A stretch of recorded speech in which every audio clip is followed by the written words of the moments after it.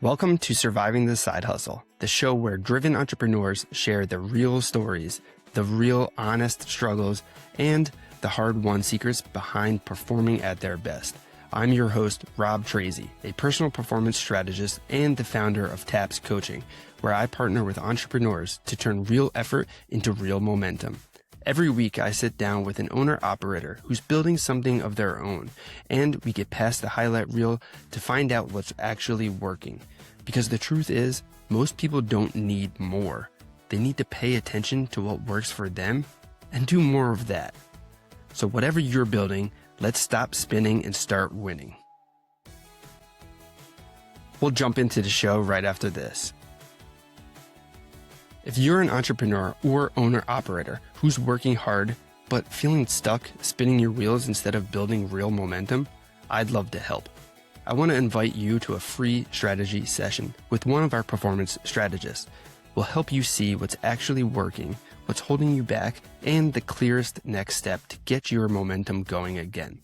To claim your free strategy session, head over to survivingthesidehustle.com/free call. Again, that's survivingthesidehustle.com/free call. We'd love to talk to you. And now back to the episode.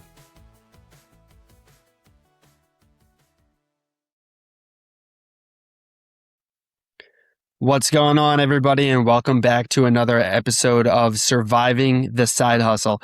Today's guest is Joe Rendina, a business owner, physical therapist, and now consultant, helping service-based entrepreneurs scale their businesses through systems, structure, and leadership. Joe has built and grown multiple in-person practices and is now stepping into a new phase, helping other owner-operators skip the hard lessons and build smarter, more scalable businesses from the start. In today's conversation, we're going to talk about things such as what it takes to really go from operator to CEO and why most business owners stay stuck and how to build systems that actually create freedom. Joe, man, welcome to the show. Thanks, Rob. Thank you for having me, man. I'm excited to be here.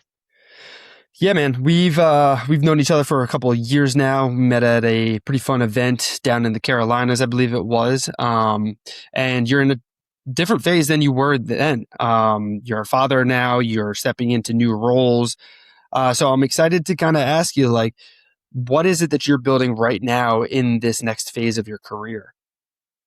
That's a good question.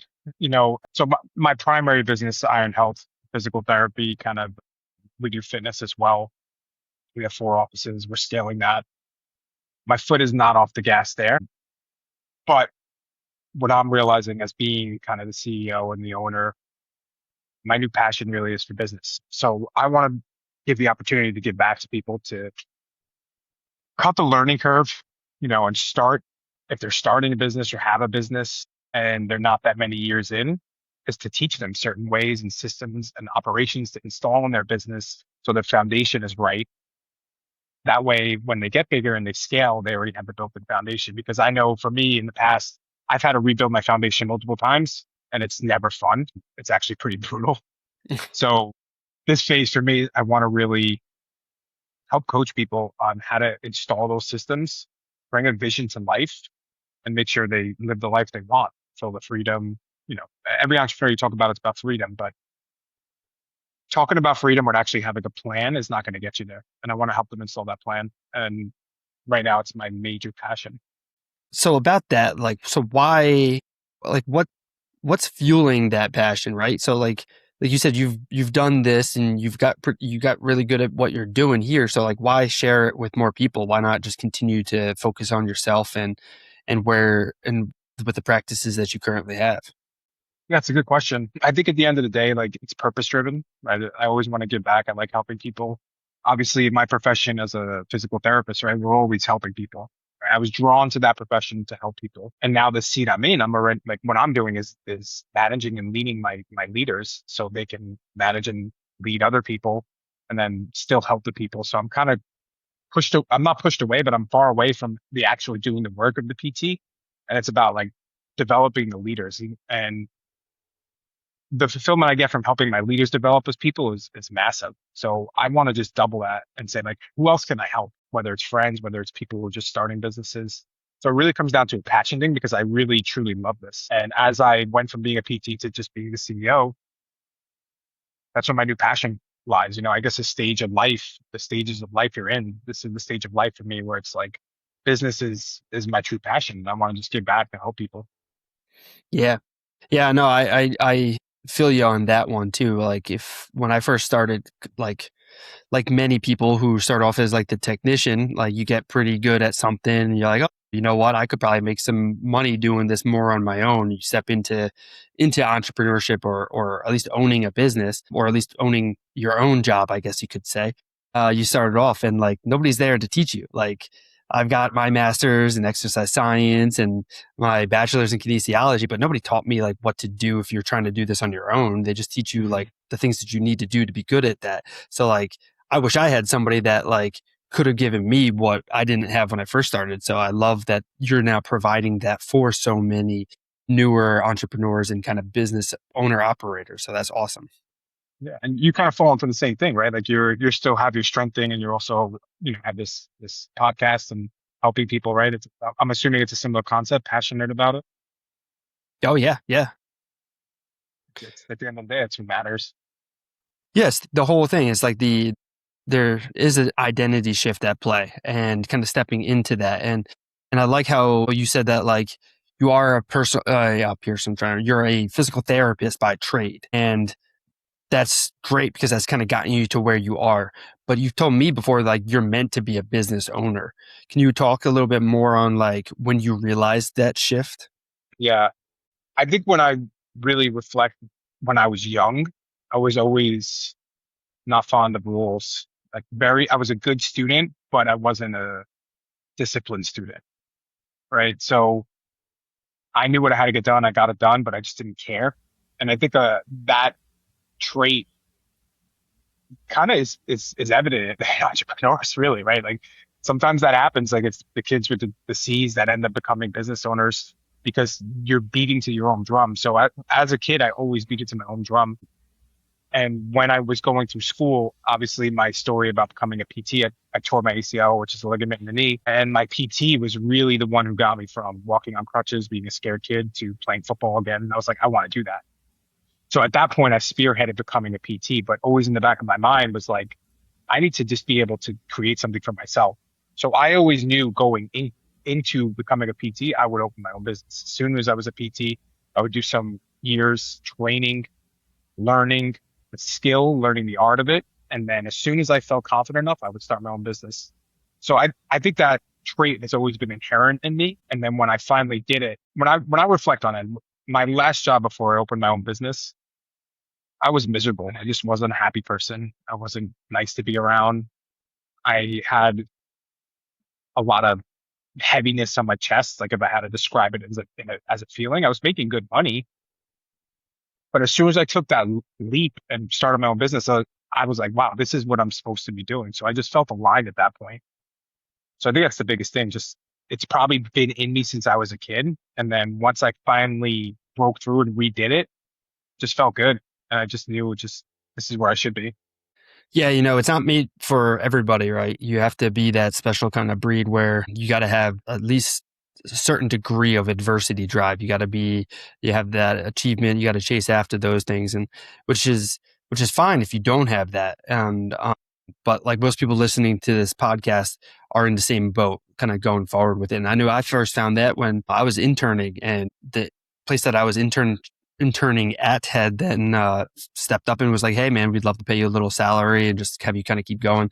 The owner of the facility at the time, his wife was pregnant, so he was in and out all the time, so he needed the extra help and brought me in. And prior to me having that like salary, I was like mopping the gym like 5 times a day after every single session, making sure all the numbers are turned right side up on the dumbbell rack. But then as soon as I started getting paid, I was like, oh, it doesn't matter how much work I do. I'm just going to kind of sit here and collect the same kind of paycheck. So then I fell off. And then my like leadership aspect inside of me, because sports have always been a thing for me. So I've always been in like a captain or a leadership type role. I had that opportunity to kind of reflect, and I was like, damn, what the heck is happening here? This is not me, not who I want to be. So I knew I needed to be in a position where the more that I worked, the better that it would be reflected on me, or at least having that challenge and pushing myself forward. And as you're kind of rolling now with these new challenges here, what are some of like the hardest lessons that you've kind of learned or you're going into with this new role of this consultant? That's a good story. Thank you for sharing that, by the way, because it's true. Like I think before I move on to that question, but like you touched on that one thing. It's like comfortability. You got comfortable, and that is a comfortability is death. So I think us as business owners and entrepreneurs, it's like you have to run away from comfort. That's like such a key thing. We have to run away and run the opposite way because once you get comfortable, you get sloppy, you get weak. So for me in this new phase, sorry, repeat the question again. Yeah, sure, I got sure, of excited course. about that answer. So like there is some challenge, and when you stepping up to the challenges, whether you're successful or not, there's going to be lessons that you learn. So I'm just curious to say, like, as you're pivoting, you've moved from physical therapist into business owner into like essentially owning multiple locations, and now stepping into this newer role as like this coach consultant for other business owner operators. What are some of the biggest lessons that you've learned so far in your journey here? Yeah, I think there's a couple big lessons.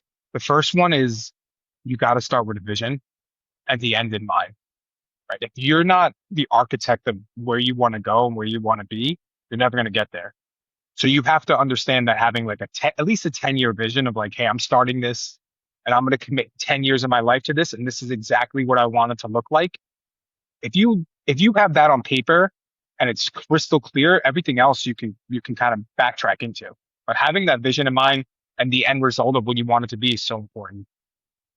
The second one I would say is never don't go too fast, but never go too slow, right? Like my personal experience, the way kind of I built my company, and the reason why I'm doing this is I went very fast.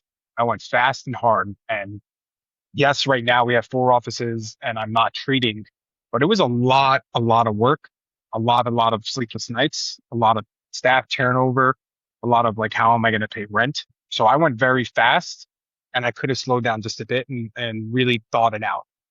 And I think a factor with any entrepreneur is we have that shiny object syndrome. Like you got to keep that shiny object syndrome at bay because everything else that pops up that's new, we're gonna be like, oh, let's do that. Let's try this. Let's try this. But not everyone you bring onto your team is gonna have that same vision and sense to do things that way. So you need, as a leader, you need to let the other leaders cook, and they need to grow into that position. So there's a very fine balance of going fast and slow, and you need to be in the middle there. The last one I would say is really implement mission statement, core values, and making sure that every single position has specific job descriptions, KPIs, and systems. You don't have those things embedded into your foundation of your business. You're going to grow your business without having an operating system for them to focus on and to check people on. So those are 3 things I wish I knew. Some other caveats to that is obviously if you're a business owner, you need lawyers, and don't trust your lawyers blindly. That's just a little advice. Like your lawyers are there to advocate for you. They don't do it for you. So just make sure you're reading everything and you're checking their work. You still have to check their work. So any person you hire that's a professional, still check their work because they're in it for themselves too. Yeah, it's good, valuable information there. And when I think of people kind of like starting out, I feel like they usually fall into like 2 kind of buckets. It's like one person is that visionary person where they can see down the road and they get excited because of all the different goals and things. And then I feel like there are a lot of people who are just like those action takers, and where they might not think necessarily so far out, but they're there to like put the work in. How do you bridge the gap between the vision and the execution for your team? Yeah, it's a good question.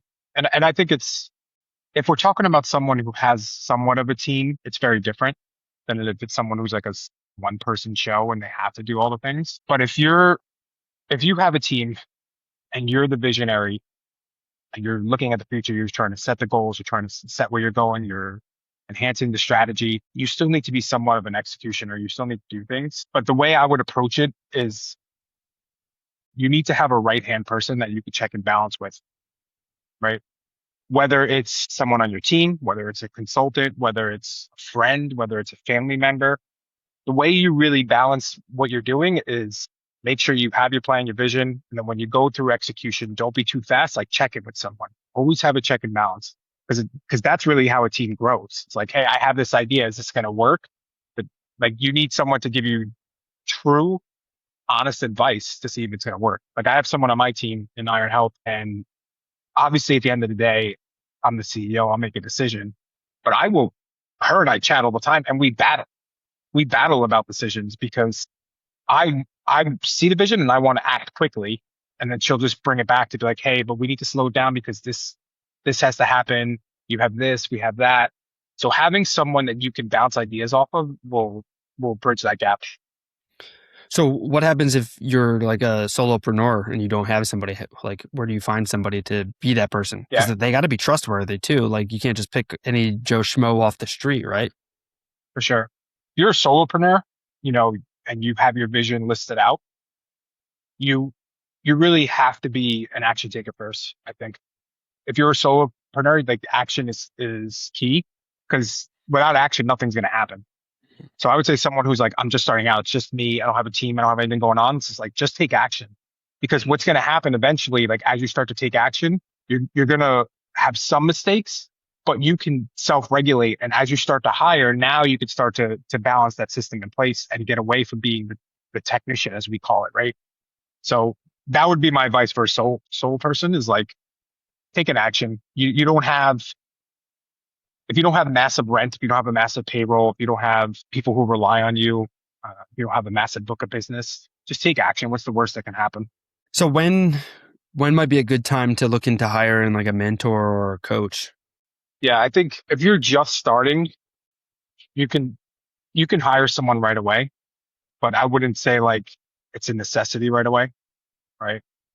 When you have commitments is when you gotta look to bring someone on. What I mean for commitments is like, all right, I am I'm going to be quitting it's not just a side hustle. I'm going to be quitting my job. This is gonna be my full thing, or I'm signing a lease, or I'm about to hire my first employee. I think that's when you start to really reflect and say, like, I need to bring someone on who's going to help coach me to now set the foundation to grow to the next level. It's really a matter of where your commitments are. Because if you're just starting it and you still have an income from something else, that goes back to that action. Take action, take action, know your number, what you need to make sure you can then convert this to something full time, at which point bring someone on who's going to set your foundation the right way so you don't have mistakes 5 years down the line. Yeah, and I know you talk a lot about systems and the importance of doing and not waiting too long to really set those systems in place. So for yourself, with the consulting role that you're stepping into, what are the first systems that you set up as you're like growing that portion of what you're doing? Yeah. So the first, from the back end of my consulting, the first system I set up is what is my initial coaching program going to be based on? Right. So I have kind of a 90-day kickoff, and I needed an SLP to say, this is exactly what we're doing on week 1, week 3, etc. Right. Like, so my system is I need to have every single thing documented of what questions we're asking, what homework is happening, what's the procedure, what am I talking to people on the call? That's like the front end system of what is actually happening Mm. for delivery of the product, right? That's essential. Now you also have to make sure you're set up on the back end. So for me, the other side of it is, okay, now I need to make sure contracts are automated, invoices are automated, because I don't want to have to worry about that when I have multiple, 10, 20, 30 clients. Like I need that automated already, so I don't have to think about it. So setting up things that, what's your product? What can you automate right away? That's going to allow you to deliver the product. I think those are the key ones. And the technical side, right? Like if it's something like this, like where we're virtual, you got to be technically, this is exactly how it's going to go. So when I was thinking about my consulting business, I'm like, okay, this is how I'm going to have the procedure of fulfillment, which are those 3 things. And then the second level is marketing, right? How are you going to get people to actually be leads, to be interested in what you're doing? You need to start to develop a system there. So those are the 2 systems I'm working on right now. I do think about it from a perspective of, like, since I've already learned with my business, I already have a vision for where I want to go with this. Mm. So I have that set in motion as well. I like that. And you kind of talked about the 3-step framework a little bit earlier in our conversation. So just so I've got it right, it's you've got the vision, which is mostly like, hey, where are you going to be in 10 years? Like get that kind of down pat and like described and fully painted. And then you said mindset. So like the CEO identity, like stepping into that kind of position. And then the last part was like systems and execution, correct? Yeah, for sure.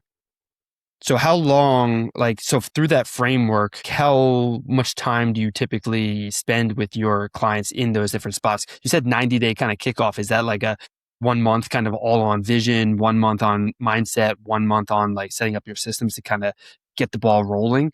Or is it like, hey, we're going to touch on all three of these every time we talk? Yeah. So the way I structure it is you have biweekly calls, and so twice a month, and then you have homework. The first month is all about vision and reverse engineering your vision. So the first call, we're talking about your 10-year vision. We're diving deep, like why does this matter personally? Like if you don't have a personal driver to understand why this matters, you're not gonna get driven to that. So the first call is really about the 10 years.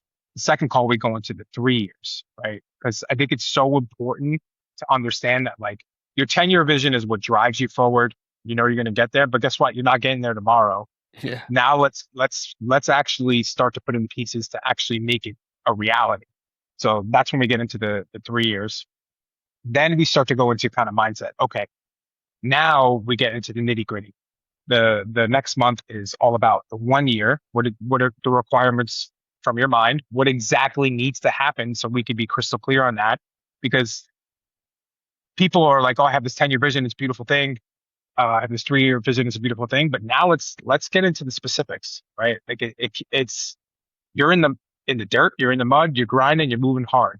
We have to talk about what that's going to look like, and we need accountability on that level. So that's when you start to get into the mindset. And then the third one's about like systems. What systems do we need, and what are your immediate constraints? So after you reverse engineer that from 10 years to 90 days, right? Because that's really how I'm taking people through this. What's your 10-year? What's your 3-year? What's your 1 year? What's the next 90 days look like? Now, what's your immediate constraint? What systems do we need? What processes do we need? What accountability measures do we need? Let's execute.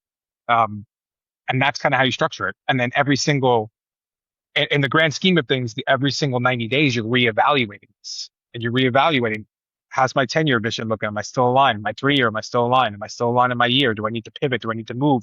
Am I slacking? How's my mindset? What's my procedure? Do I need to fix things? And that's kind of the structure of how you start to move forward in the business. You create that 10-year goal, that 10-year massive vision, and you actually make it a reality now.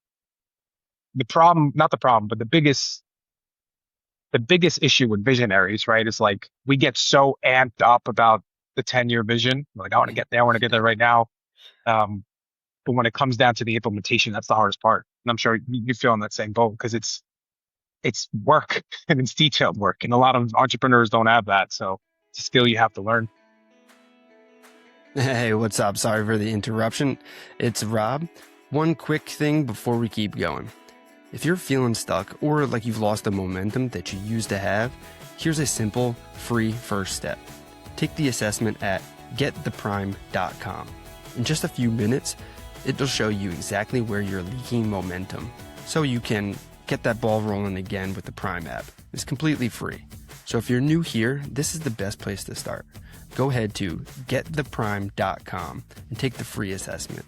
All right, let's get back into it. Yeah, and that's perfect segue to the next question I want to ask you in terms of like skills you got to learn or milestones that really kind of, I guess, kind of like define you as that shift into that CEO. So like, how do you know when you're ready to like step into that CEO mode as opposed to just like staying in that technician kind of spot?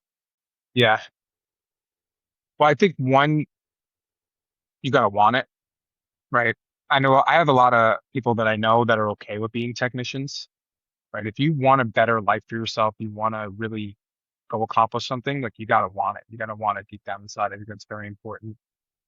But as far as the logistics go, when you should be stepping into that, you should always be acting as the CEO. Again, that's a big factor of the mindset component. Even if you're a one person show, you are the CEO. So you have to step into that early, because if you're not stepping into that now, you're going to hire someone and you're still not going to, you're like, oh, I'll become a CEO when I hire another person. And it's just never going to happen. You're going to be stuck in the technician trap. So you have to understand like how you want your company structure to look, like how you want the accountability chart to look. And then slowly, the beginning of phases, you're every seat. You're the CEO, you're the marketing, what did you say? You were mopping floors, you're doing the work. But every single one of those seats has a name on it, and it's you in the beginning. But you're the CEO one, you're always in. So now as you hire, you start to replace these seats, but you're still always acting as a CEO. So I think the most important thing is always wearing that hat, even if you're just starting and you have a bigger vision than just being a sole person. So what are the major, like, I guess, like aspects of that? And obviously, like, you got to be organized, you got to know your numbers on certain things, and you got to be like, at least thinking forward towards your goals and stuff. You can't just get caught up on the day to day. But for you specifically, like, what were some of the things that you had to like learn or kind of get better at maybe when you started running the business itself instead of just being the technician? Yeah, that's a good question. I think the biggest lever and the biggest thing is leadership, right? So when I had Iron Health, when I first built it, I'm like, I'm just going to build this and I'm going to be hands off. And that was a huge mistake, but it took me years to learn that. And at the end of the day, I was like, oh, I'm going to have other people run it and I'm just going to be hands off. But I wasn't showing up as a leader for them and for myself. So I Mhm. think leadership is the most massive top quality you need as a CEO, because you need to motivate people, drive people, hold them accountable. And it's not glamorous sometimes. Like you need to do it. No one else is going to do it. It needs to be you at the end of the day. So when I started to develop more as a leader, I had like blinders on and I took the blinders off. I'm like, oh crap. Like I wanted to be so hands off on this so early that I have to rebuild this to the way I want. And that's no one's fault but my own, because I wasn't being the leader that my employees needed. So that's the number one trait. And that's the number one thing that I realized. And I would say, I realized it like when I started open my offices, I would open an office and try to remove myself as quick as possible, and then go open another office. And I did the same, did the same. So I did that for 3 offices in a row. And in the fourth office, I tried to do it in a way where I had someone on board to do that, and it just didn't work out. And I got pulled back in. And when my time got spent being in the trenches as a technician, everything else dropped because I wasn't the one leading it and being the tip of the spear. So that's the biggest reflection for me. It's like I need to be in a seat where I can be a leader, because without being a leader, no one else is going to lead it. And that's what we take on our back as entrepreneurs and CEOs, honestly.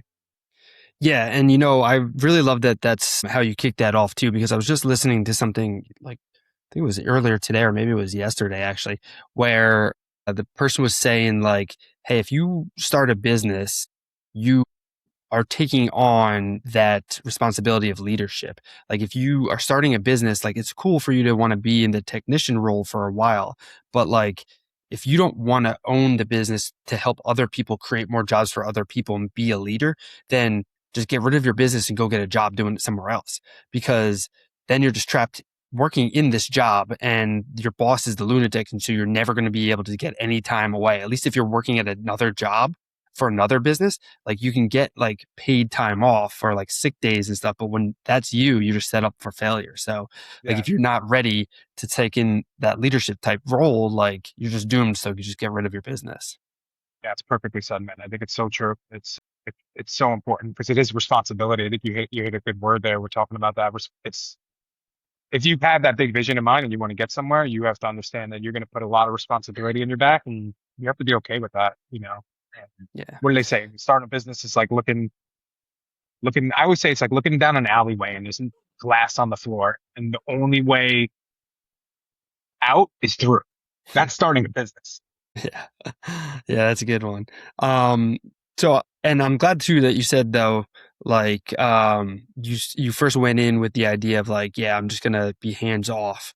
But then you realize like, hey, that doesn't necessarily work. Like you got to put in the work. You still got to get in there doing different things. So I want to ask you like, so why is it putting yourself out there important for business growth, like going to these networking events, making these relationships, doing podcasting and speaking and presentations and webinars and things like that. Why is that so important, especially at the early stages? Yeah, I mean that's a good point. I mean, I think it's so important because how do you expect to help people if no one knows who you are, right? So you have to be able to put yourself out there, and that goes hand in hand too with the responsibility. Like if you're going to take the responsibility of opening business, you're taking the responsibility of being the marketer for that business and the sales. And if you're really truly passionate about it, you have to do these things to make sure you're making connections to grow. And especially now in this digital era, you can like I can have a client in Arkansas. Like it doesn't matter, right? We have the ability to talk to people around the country or even the globe. And like that's not going to happen if people don't know who you are. So you have to consistently be putting yourself out there and build relationships and not be fearful of rejection. I think it's the future of any business, right? Like the digital field, people only buy from you when they know, like, and trust you. It's your responsibility to make sure people know, like, and trust you. Yeah, I love that. One of my mentors always says he's big in like the personal branding kind of world. And he always talks about how your reputation is like an equation. It's your results times your reach. And if you're really good at what you're doing, you're never going to like grow or scale if you can't increase your reach. And if you can't get visible, you're never going to have that opportunity. So like people got to at least see you. I see a lot of people today's age, like trying to make the faceless YouTube pages, trying to go viral. They're like, oh, I'll just set up this like email drip sequence and then I'll put out some social media content and I'll just have it all in my funnel and I'll make millions of dollars. And then they're sad because they spent all this time, energy, and money to set these things up. And then it doesn't make any money for them because they're stuck behind the screen and too afraid to step into the spotlight for a second there. Yeah. Yeah. The personal branding and like people knowing who you are is going to be a commodity, right? That's very true. Yeah. Well, so I know you've got some things kind of coming up with everything you've got going on. You had mentioned to me previously about like a webinar or something. So how do people find that? When does that happen? And could you fill us in a little bit what the webinar is Yeah, about? sure. So I'm doing a webinar called the Technician Trap and like how to escape becoming a technician, just really walking people through a high level process of what my kind of initial 90 days looks like. Just giving it all away for someone who, if they want to implement it, they can, right? And if they choose to have someone help them implement it, I'm here for them. The first one we're launching is April 8th, Wednesday night, 7 o'clock. And the best way to get to me is go to my Instagram at Joey_Rendina. I'll be posting about it. Completely free, just 90-minute workshop. We're going to go through a process. Even if you think differently from that workshop, it's a win for me. And then from there, we just kind of take the next steps. Most important thing is educating people. Like, for example, I had a client who I was talking to, and we were going through the visionary setting. And it's just so cool when you go through something like that and think about your 10 years. Like for me, when I see someone filled with passion and their eyes get bright, I'm like, this is what this is all about. Because you're helping someone create the reality and the future that they want. So I'm just excited for that. And this is going to be something I'm going to probably be doing workshops regularly just to educate people. Anyone who's stuck in that technician trap, how do we get out of it? I love it. I love it. And you said social media is best place to kind of stay up to date with what you've got going on and to catch upcoming webinars going forward. Yeah. Okay, cool. Sweet. Make sure you guys go follow him on Instagram. And you hanging out on any other channels? You on LinkedIn or anything? No, Instagram's my biggest one right now. Okay. I have a YouTube too. It's not super live, but in my vision, it will be in the next couple of years. So Nice. you can subscribe to that too. Cool. All right, man. Well, I appreciate you coming on, sharing a lot of value in this. I felt like this was a personal little like coaching session for me. So I really appreciate this. And I know everybody listening is going to take a lot of value away from this as well. And also because you got businesses and things and family, you got to juggle. So you taking the time to kind of sit down to chat with me really means a lot to me. And I know the audience is going to get a lot out of it as well. But before I let you go, I got one final question I'd love to ask you if I could.